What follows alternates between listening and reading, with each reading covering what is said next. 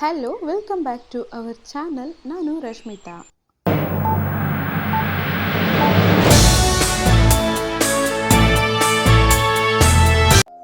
ಇವತ್ತಿನ ಸ್ಟೋರಿಯಲ್ಲಿ ಈ ಸೋಷಿಯಲ್ ಮೀಡಿಯಾದಲ್ಲಿ ಪರಿಚಯ ಆಗಿರೋ ಒಂದು ಹುಡುಗ, ಒಂದು ಹುಡುಗಿ ಪರಿಚಯ ಆಗಿ ಫ್ರೆಂಡ್ ಆಗಿ, ಆ ಫ್ರೆಂಡ್ಶಿಪ್ ಪ್ರೀತಿಯಾಗಿ, ಆ ಪ್ರೀತಿ ಕೊನೆಗೆ ಏನಾಯಿತು ಅನ್ನೋದು ಇವತ್ತಿನ ಸ್ಟೋರಿ. ಈ ಫೇಸ್ಬುಕ್ನಲ್ಲಿ ಪರಿಚಯ ಆಗಿ ಸಿಕ್ಕಿರೋ ಪ್ರೀತಿ ಇದು 100ರಲ್ಲಿ ಒಬ್ಬರು ಪ್ರೀತಿ ಮಾತ್ರ ಸಕ್ಸಸ್ ಆಗುತ್ತೆ. ಅಂಥದ್ದೇ ಒಂದು ಪ್ರೇಮ ಕಥೆನ ನಾನಿವತ್ತು ಹೇಳ್ತಾ ಇದ್ದೀನಿ. ಚೈತ್ರ ಹೊಸದಾಗಿ ಫೇಸ್ಬುಕ್ ಅಕೌಂಟ್ ಕ್ರಿಯೇಟ್ ಮಾಡಿ 3 ಮಂತ್ ಆಗಿರುತ್ತೆ. ಗೊತ್ತಿರುವವರು ಗೊತ್ತಿಲ್ಲದಿರೋರು ತುಂಬ ಜನ ಫೇಸ್ಬುಕ್ನಲ್ಲಿ ಪರಿಚಯ ಆಗ್ತಾರೆ. ಹೀಗೆ 3 ಮಂತ್ ಆದಮೇಲೆ ಒಂದು ಫ್ರೆಂಡ್ ರಿಕ್ವೆಸ್ಟ್ ಬರುತ್ತೆ. ಎಲ್ಲ ಫ್ರೆಂಡ್ ರಿಕ್ವೆಸ್ಟ್ನ ಅಕ್ಸೆಪ್ಟ್ ಮಾಡಿದ ರೀತಿ ಆ ಒಂದು ಫ್ರೆಂಡ್ ರಿಕ್ವೆಸ್ಟ್ನ ಕೂಡ ಅಕ್ಸೆಪ್ಟ್ ಮಾಡ್ತಾಳೆ. ಪ್ರತಿದಿನ ಫೇಸ್ಬುಕ್ನಲ್ಲಿ ಆ ಒಂದು ಅಕೌಂಟಿಂದ daily good morning, good night ಪ್ರತಿದಿನ ಬರ್ತಾ ಇರುತ್ತೆ. ಚೈತ್ರ ಕೂಡ ನಾರ್ಮಲ್ ಆಗಿ ಬಂದಿದ್ದ ಮೆಸೇಜ್ಗೆ ಅಷ್ಟೇ ರಿಪ್ಲೈ ಮಾಡ್ತಾ ಇದ್ವಿ. ಹೀಗೆ ಇವರು ಪರಿಚಯ ಆಗಿ 2 ತಿಂಗಳಾಗಿರುತ್ತೆ. ಹುಡುಗನ ಹೆಸರು ಸಂಜಯ್ ಅಂತ. ಸಂಜಯ್ ಮೆಸೇಜ್ ಮಾಡ್ತಾರೆ, ಊಟ ಆಯ್ತಾ, ಯಾವ ಊರು ಅಂತೆಲ್ಲ ಮಾತಾಡ್ತಾ ಇದ್ದಾಗ ಸಂಜಯ್ ಮತ್ತು ಚೈತ್ರ ಇವರಿಬ್ರದ್ದು ಕೂಡ ಅಕ್ಕಪಕ್ಕದ ಊರೇ ಆಗಿರುತ್ತೆ. ಹೀಗೆ ಮಾತು ಮುಂದುವರಿಯುತ್ತೆ. ಹೇಳಿ ಕೇಳಿ ಬಂದಾಗ ಅಕ್ಕಪಕ್ಕದ ಊರವರೇ ಆಗಿರೋದ್ರಿಂದ ಅಲ್ಲಿ ಕೆಲವು ಜನರ ಹೆಸರು ಕೇಳಿ ಅವ್ರು ಗೊತ್ತಾ ಇವ್ರು ಗೊತ್ತಾ ಅಂತ ಶುರುವಾದ ಮಾತುಕತೆ ನಂಬರ್ ಎಕ್ಸ್ಚೇಂಜ್ ಆಗೋವರೆಗೂ ಹೋಗುತ್ತೆ.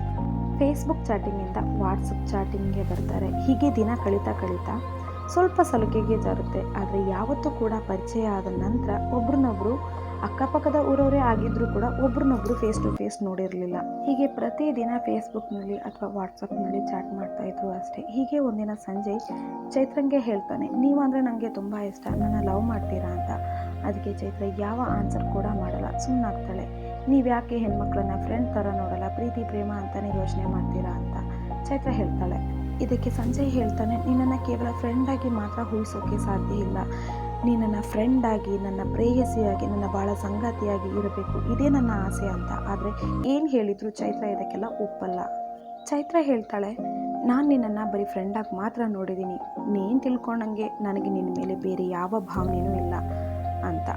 ಆದರೆ ಇಷ್ಟಕ್ಕೆ ಸಂಜಯ್ ಸುಮ್ಮನೆ ಆಗಿಲ್ಲ. ಬ್ಲೇಡ್ ತಗೊಂಡು ಕೈಯೆಲ್ಲ ಕುಯ್ಕೊಂಡು ಫೋಟೋ ತೆಗೆದು ಚೈತ್ರಂಗೆ ಸೆಂಡ್ ಮಾಡಿ ಸತ್ತೋಗ್ತೀನಿ ನೀನು ಒಪ್ಪಿಲ್ಲ ಅಂದರೆ ಅಂತ ಬ್ಲ್ಯಾಕ್ ಮೇಲ್ ಮಾಡ್ತಾ ಇರ್ತಾನೆ. ಚೈತ್ರಂಗೆ ಭಯ ಶುರುವಾಗುತ್ತೆ.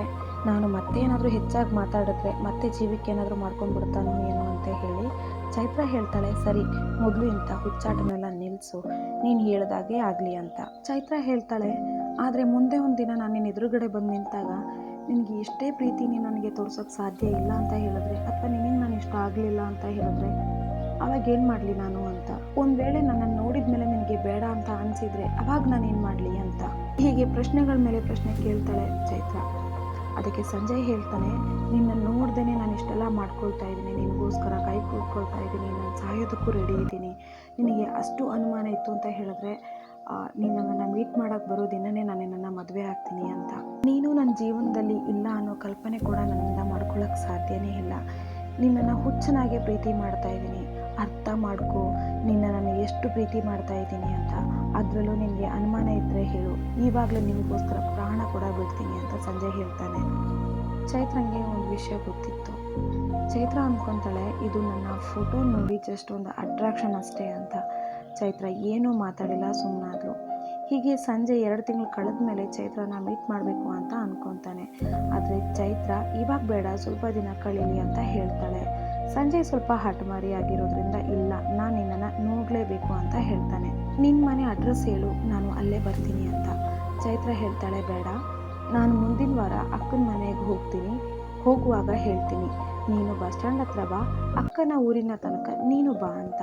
ಸರಿ ಅಂತ ಸಂಜಯ್ ಕೂಡ ಒಪ್ಕೊಳ್ತಾನೆ. ಹೀಗೆ 1 ವಾರ ಕಳೀತು. ಚೈತ್ರ ಸ್ವಲ್ಪ ಬಟ್ಟೆಗಳನ್ನೆಲ್ಲ ಜೋಡಿಸ್ಕೊಂಡು ಅಕ್ಕನ ಊರಿಗೆ ಹೊರಡ್ತಾಳೆ. ಬಸ್ ಸ್ಟ್ಯಾಂಡ್ ಹತ್ರ ಬಂದ್ಬಿಟ್ಟು ಸಂಜಯ್ಗೆ ಕಾಲ್ ಮಾಡ್ತಾಳೆ. ಸಂಜಯ್ ಕಾಲ್ ಪಿಕ್ ಮಾಡಲ್ಲ. ಎಷ್ಟು ಸಲ ಕಾಲ್ ಮಾಡಿದ್ರು ಕಾಲ್ ಪಿಕ್ ಮಾಡಲ್ಲ. ಏನೋ ಬ್ಯುಸಿ ಇರಬಹುದು ಅಂತ ಚೈತ್ರ ಕೂಡ ಸುಮ್ಮನಾಗ್ತಾಳೆ. ಹೀಗೆ ಬಸ್ಗೆ ವೆಯ್ಟ್ ಮಾಡ್ತಾ ಇರಬೇಕಾದ್ರೆ ಅಕ್ಕನ ಊರಿಗೆ ಬಸ್ ಬರುತ್ತೆ. ಚೈತ್ರ ಬಸ್ ಹತ್ತಿ ಕೂರ್ತಾಳೆ. ಬಸ್ ಸ್ವಲ್ಪ ಹೊತ್ತು ಅಲ್ಲೇ ಬಸ್ ಸ್ಟ್ಯಾಂಡಲ್ಲಿ ನಿಂತಿರುತ್ತೆ. ಇನ್ನೇನು 2 ಮಿನಿಟ್ನಲ್ಲಿ ಬಸ್ ಹೊರಡುತ್ತೆ ಅನ್ನೋ ಅಷ್ಟರಲ್ಲಿ ಸಂಜಯ್ ಕಾಲ್ ಮಾಡ್ತಾನೆ, ಎಲ್ಲಿದ್ದೀಯಾ ಅಂತ. ಅದಕ್ಕೆ ಚೈತ್ರ ಹೇಳ್ತಾಳೆ, ನಾನು ತುಂಬ ಸಲ ಕಾಲ್ ಮಾಡಿದ್ದೆ ನಿಮಗೆ, ನೀವು ಕಾಲ್ ಪಿಕ್ ಮಾಡಿಲ್ಲ, ಅದಕ್ಕೆ ಬಸ್ ಬಂತು, ಬಸ್ನಲ್ಲಿ ಕೂತಿದ್ದೀನಿ ಅಂತ. ನಾನು ಕೂಡ ಇಲ್ಲೇ ಬಸ್ ಸ್ಟ್ಯಾಂಡ್ನಲ್ಲಿದ್ದೀನಿ, ಯಾವ ಬಸ್ ಎಂದಾಗ ಮಂಡ್ಯಕ್ಕೆ ಹೋಗೋ ಬಸ್ ಅಂತ ಹೇಳ್ತಾಳೆ. ಹೇಗೋ ಬಸ್ ಸ್ಟಾರ್ಟ್ ಆಗೋ ಅಷ್ಟರಲ್ಲಿ ಸಂಜಯ್ ಅದೇ ಬಸ್ಸಿಗೆ ಹತ್ತಾನೆ. ಚೈತ್ರ ಮತ್ತು ಸಂಜಯ್ ಇಬ್ಬರು ಮುಖಾಮುಖಿ ಭೇಟಿ ಆಗ್ತಾ ಇರೋದು ಇದೇ ಫಸ್ಟ್ ಟೈಮ್ ಆಗಿರೋದ್ರಿಂದ ಇಬ್ಬರಿಗೂ ಸ್ವಲ್ಪ ಸಂಕೋಚ, ಭಯ. ಬಸ್ ಹತ್ತಿ ಬಂದಿದ್ದ ಸಂಜಯ್ ಒಂದು ಚೈತ್ರ ಪಕ್ಕ ಕೂತ್ಕೊಳ್ತಾನೆ. ಇಬ್ಬರು ಸ್ಮೈಲ್ ಮಾಡಿ 10 ಮಿನಿಟ್ ಏನೂ ಮಾತಾಡಲ್ಲ. ಹಾಗೆ 10 ಮಿನಿಟ್ ಆದಮೇಲೆ ಸಂಜಯ್, ಹೇ ಚೈತ್ರ, ನನ್ನನ್ನು ನೋಡು, ಅವತ್ತೇನೋ ಹೇಳ್ತಾ ಇದ್ದೆ, ಎದುರಿಗೆ ಬಂದಾಗ ಇಷ್ಟ ಆಗಿಲ್ಲ ಅಂದರೆ, ಪ್ರೀತಿ ಇರಲ್ಲ ಅಂದರೆ ಅಂತೆಲ್ಲ ಪುರಾಣ ಹೇಳ್ತಾ ಇದ್ದೆ ಅಲ್ವಾ ಅಂತ ನಗ್ತಾನೆ. ಇನ್ನೂ ನಿನಗೆ ಅನುಮಾನ ಇದ್ದರೆ ಹೇಳು, ಇಲ್ಲೇ ಇವಾಗಲೇ ಈ ಕ್ಷಣದಲ್ಲೇ ಇಲ್ಲೇ ಯಾವುದಾದ್ರೂ ಟೆಂಪಲ್ ಇದ್ದರೆ ಇಲ್ಲೇ ನಿನ್ನನ್ನು ಮದುವೆ ಆಗ್ತೀನಿ ಅಂತ ಸಂಜಯ್ ಹೇಳ್ತಾನೆ. ಹೀಗೆ ಇವರಿಬ್ಬರ ಮಾತು ಮುಂದುವರಿಯುತ್ತೆ. ಇನ್ನೇನು ಊರು ಕೂಡ ಹತ್ರ ಬರ್ತಾ ಇರುತ್ತೆ. ಹಾಗೆ ಊರು ಕೂಡ ಬರುತ್ತೆ. ಮೊದಲು ಸಂಜಯ್ ಎದ್ದು ನಿಂತ್ಬಿಟ್ಟು ಬಸ್ ಇಳಿಯೋಕ್ಕೆ ಹೋಗ್ತಾನೆ. ನೆಕ್ಸ್ಟು ಅವನಿಂದೆ ಚೈತ್ರ ಕೂಡ ಬಸ್ ಇಳಿತಾಳೆ. ಬಸ್ ಇಳಿದು ಮುಂದೆ ಸಂಜಯ್ ನಡ್ಕೊಂಡು ಹೋಗ್ತಾ ಇರಬೇಕಾದ್ರೆ ಸಂಜಯ್ ಹಿಂದೆ ಚೈತ್ರ ಕೂಡ ನಡ್ಕೊಂಡು ಬರ್ತಾ ಇರ್ತಾಳೆ. ಸಂಜಯ್ ಹಾಗೆ ಸ್ವಲ್ಪ ಮುಂದೆ ಹೋಗಿ ನಿಂತು ತಿರುಗಿ ಚೈತ್ರ ಕೈ ಹಿಡ್ಕೊಂಡು ನಡೀತಾನೆ.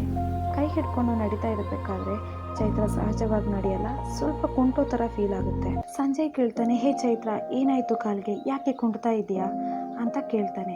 ಚೈತ್ರ, ಇಲ್ಲ, ನಾನು ನಡೆಯೋದೇ ಹೀಗೆ, ನನಗೆ ಒಂದು ಕಾಲು ಹುಟ್ಟಿದಾಗ್ಲಿಂದನೂ ಸ್ವಾಧೀನ ಇಲ್ಲ ಅಂತ ಹೇಳ್ತಾಳೆ. ಇದನ್ನು ಕೇಳಿಸ್ಕೊಂಡ ಸಂಜಯ್ ಫುಲ್ ಗಾಬರಿ ಆಗ್ತಾನೆ. ಕೇಳ್ತಾನೆ, ಯಾವತ್ತೂ ಕೂಡ ನೀನು ಇದ್ರ ಬಗ್ಗೆ ನನಗೆ ಹೇಳೇ ಇಲ್ಲ, ಯಾಕೆ ಅಂತ. ಅದಕ್ಕೆ ಚೈತ್ರ ಹೇಳ್ತಾಳೆ, ಹೇಳೋದ್ರ ಬದಲು ನೀನು ಎದುರಿಗೆ ನೋಡಿದಾಗ ನಿನ್ನ ರಿಯಾಕ್ಷನ್ ಹೇಗಿರುತ್ತೆ ಅಂತ ನೋಡಬೇಕಿತ್ತು ಅಂತ. ಹಾಗೆ ಮೊದಲೇ ಹೇಳಿದ್ದೆ ಅಲ್ವಾ, ಎದುರುಗಡೆ ಬಂದಾಗ ನಿನಗೆ ನಾನು ಇಷ್ಟ ಆಗಲಿಲ್ಲ ಅಂತ ಹೇಳಿದ್ರೆ, ನಿನಗೆ ನನ್ನ ಮೇಲೆ ಆವಾಗ ಪ್ರೀತಿ ಇರಲ್ಲ ಅಂತ ಹೇಳಿದ್ರೆ ಆವಾಗ ಏನು ಮಾಡಲಿ ಅಂತ ಕೇಳಿದ್ದೆ ಅಲ್ವಾ ನಿನ್ನ ಹತ್ರ ನಾನು. ಹೀಗೆ ಸ್ವಲ್ಪ ಹೊತ್ತು ಮುಂಚೆ ಕೂಡ ಹೇಳಿದ್ದೆ ಅಲ್ವಾ, ಇಲ್ಲೇ ಎಲ್ಲಾದರೂ ಟೆಂಪಲ್ ಇದ್ದರೆ ಈ ಕ್ಷಣದಲ್ಲಿ ನಿನಗೆ ಅನುಮಾನ ಇದ್ದರೆ ಮದುವೆ ಆಗ್ತೀನಿ ಅಂತ, ನೀನು ಮದುವೆ ಆಗೋದಕ್ಕೆ ರೆಡಿ ಇದೆಯಾ ಅಂತ ಹೇಳಿ ಚೈತ್ರ ಕೇಳ್ತಾಳೆ. ಇವಾಗ ಹೇಳು, ನನ್ನ ಮದುವೆ ಆಗ್ತೀಯಾ ಅಂತ. ಸಂಜಯ್ ಏನೂ ಮಾತಾಡಲ್ಲ, ಸ್ವಲ್ಪ ಟೈಮ್ ಬೇಕು ಅಂತ ಕೇಳ್ತಾನೆ. ಚೈತ್ರಳಿಗೆ ಮೊದಲಿಂದನೂ ಒಂದು ಅನುಮಾನ ಇರುತ್ತೆ, ನನ್ನ ಕಾಲು ಸ್ವಾಧೀನ ಇಲ್ಲ. ಇದನ್ನು ನೋಡಿದ ಮೇಲೆ ಸಂಜಯ್ ಒಪ್ಕೊಳ್ತಾನೋ ಇಲ್ವೋ ಅಂತ. ಅವನು ಟೈಮ್ ಕೇಳಿದಾಗ ತುಂಬ ನೋವಾಗುತ್ತೆ. ನೋವಲ್ಲೇನಾಗುತ್ತಾ ಅಕ್ಕನ ಮನೆ ಕಡೆ ಹೊರಡ್ತಾಳೆ ಚೈತ್ರ. ಅಲ್ಲಿಂದ ಬಂದ ಮೇಲೆ 3 ದಿನ ಕಳೆದ್ರೂ ಸಂಜಯ್ ಕಡೆಯಿಂದ ಯಾವ ಕಾಲ್ ಮೆಸೇಜ್ ಕೂಡ ಬಂದಿರಲ್ಲ. ಚೈತ್ರಳಿಗೆ ತುಂಬ ನೋವಾಗುತ್ತೆ. 3 ದಿನ ಕಳೆದ ಮೇಲೆ ಚೈತ್ರ ಸಂಜಯ್ಗೆ ಕಾಲ್ ಮಾಡ್ತಾಳೆ. ಸಂಜಯ್ ಕಾಲ್ ರಿಸೀವ್ ಮಾಡಿ ಹೇಳು ಅಂತ ಹೇಳ್ತಾನೆ.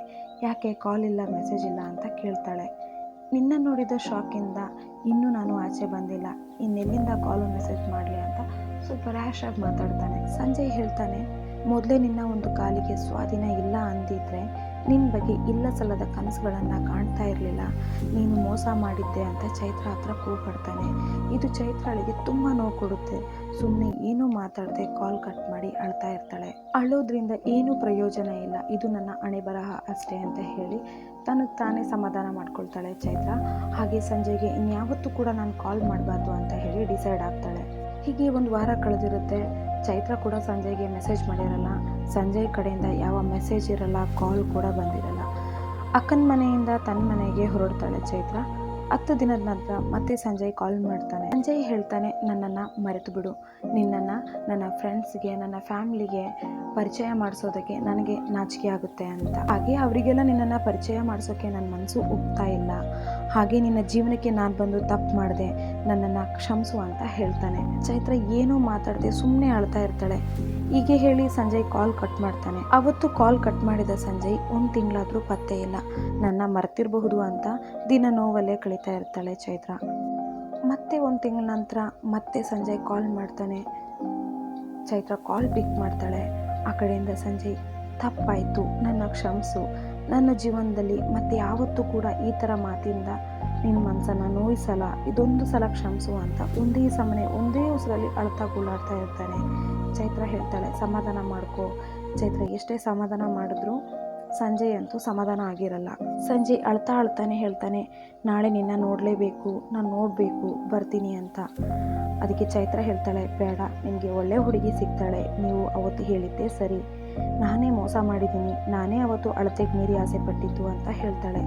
ಇಲ್ಲ, ನೀನಲ್ಲದ ಪ್ರಪಂಚ ನನಗೆ ಪ್ರಪಂಚನೇ ಅಲ್ಲ, ಅಂಥ ಪ್ರಪಂಚ ನನಗೆ ಬೇಡವೇ ಬೇಡ ಅಂತ ಹೇಳಿ ಸಂಜಯ್ ಹೇಳ್ತಾನೆ.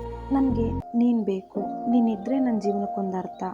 ನಾನು ನಿನ್ನನ್ನು ಎಷ್ಟು ಮರೆಯಲು ಪ್ರಯತ್ನ ಪಟ್ಟರು ನನ್ನ ಮನಸ್ಸು ಒಪ್ತಾ ಇಲ್ಲ. ನಿನ್ನ ಮನಸ್ಸನ್ನು ನಾನು ಎಷ್ಟು ಕೆಟ್ಟದಾಗಿ ನೋಯಿಸಿದ್ದೆ, ತಪ್ಪೇ ಮಾಡೋದಿಲ್ಲ ನಿನಗೆ, ಮಾತಲ್ಲಿ ಜೀವನದುದ್ದಕ್ಕೂ ಕೊರಗುವಷ್ಟು ಚುಚ್ಚು ಮಾತಾಡಿ ನಿನ್ನ ಮನಸ್ಸನ್ನು ನೋಯಿಸ್ಬಿಟ್ಟೆ ಅಂತ ತುಂಬ ಅಳ್ತಾ ಇರ್ತಾನೆ. ಸಂಜಯ್ ಎಷ್ಟೇ ಗೋಳಾಡಿದ್ರು ಚೈತ್ರ ಏನೂ ಹೇಳಲ್ಲ, ಸುಮ್ಮನೆ ಸೈಲೆಂಟ್ ಆಗಿರ್ತಾಳೆ. ಕೊನೆಗೆ ಸಂಜಯ್ ಅವನ ಅಮ್ಮನ ಹತ್ರ ನಡೆದ ವಿಷಯ ಎಲ್ಲ ಹೇಳ್ತಾನೆ. ಹಾಗೆ ನನಗೆ ಅವಳೇ ಸಾಕು, ಅವಳಿಲ್ಲ ಅಂದರೆ ನಾನಿರಲ್ಲ ಅಂತ ಹೇಳಿ ಅವರ ಮನೆಯಲ್ಲಿ ಒಪ್ಪಿಸ್ತಾನೆ. ಕೊನೆಗೆ ಚೈತ್ರ ಮನೆಗೆ ಬಂದು ಚೈತ್ರ ಮನೆಯವರನ್ನು ಕೂಡ ಒಪ್ಪಿಸ್ತಾನೆ. ಇಬ್ಬರು ಮನೆಯಲ್ಲೂ ಒಪ್ಪಿಸಿ 3 ತಿಂಗಳು ಬಿಟ್ಟು ಮದುವೆ ಆಗ್ತಾರೆ. ಹಾಗೆ ಅವರ ಪ್ರೀತಿಗೆ ಸಾಕ್ಷಿಯಾಗಿ ಇಬ್ಬರು ಮುದ್ದಾದ ಮಕ್ಕಳಿದ್ದಾರೆ. ಚೈತ್ರನ ಸಂಜಯ್ ಫ್ಯಾಮಿಲಿ ರಾಣಿ ಥರ ನೋಡ್ಕೊಳ್ತಾ ಇದ್ದಾರಂತೆ. ಹಾಗೆ ತುಂಬ ಖುಷಿಯಿಂದ ಇದ್ದೀವಿ, ನಮ್ಮ ಪ್ರೀತಿಗೆ ಯಾರ ದೃಷ್ಟಿ ತಾಗದಿರಲಿ, ದಯವಿಟ್ಟು ನಮ್ಮ ಸ್ಟೋರಿನ ಹೇಳಿ ಅಂತ ರಿಕ್ವೆಸ್ಟ್ ಮಾಡಿದರು. ಅವರ ಕತೆ ನನಗೆ ಸೆಂಡ್ ಮಾಡಿದರು. ಕೊನೆಯದಾಗಿ ಹೇಳೋದೊಂದೇ, ಕೋಪ ಬರೋದು ಸಹಜ, ಕೋಪದಲ್ಲಿ ಆಡಿದ ಮಾತನ್ನು ಯಾವತ್ತೂ ಕೂಡ ವಾಪಸ್ ತಗೊಳ್ಳೋದಕ್ಕಾಗಲ್ಲ. ಆದ್ದರಿಂದ ನೀವು ಮಾತಾಡುವಾಗ ಎಷ್ಟೇ ಕೋಪದಲ್ಲಿದ್ದರೂ ನೀವು ಪ್ರೀತಿಸುವ ಜೀವ ಅದು. ನಾನು ಮಾತಲ್ಲಿ ನೋಯಿಸಬಾರ್ದು, ಕೋಪದಲ್ಲಿ ಆಡಿದ ಮಾತು ಜೀವನದುದ್ದಕ್ಕೂ ನೆನಪಿರುತ್ತೆ ಅನ್ನೋದಷ್ಟೇ ನೆನಪಿರಲಿ. ವ್ಯಕ್ತಿನ ಪ್ರೀತಿಸೋದಕ್ಕಿಂತ ವ್ಯಕ್ತಿತ್ವನ ಪ್ರೀತಿಸಿ.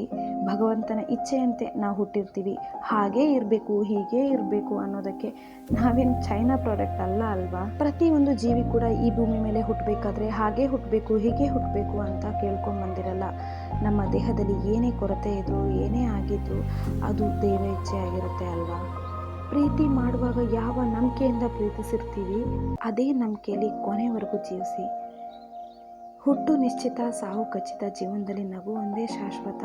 ಎನಿವೇ, ಈ ವಿಡಿಯೋನ ಇಲ್ಲಿಗೆ ಎಂಡ್ ಮಾಡ್ತಾ ಇದ್ದೀನಿ. ನೆಕ್ಸ್ಟ್ ಮತ್ತೊಂದು ಸ್ಟೋರಿ ಜೊತೆ ಬರ್ತೀನಿ. Thank you for watching. Have a nice day.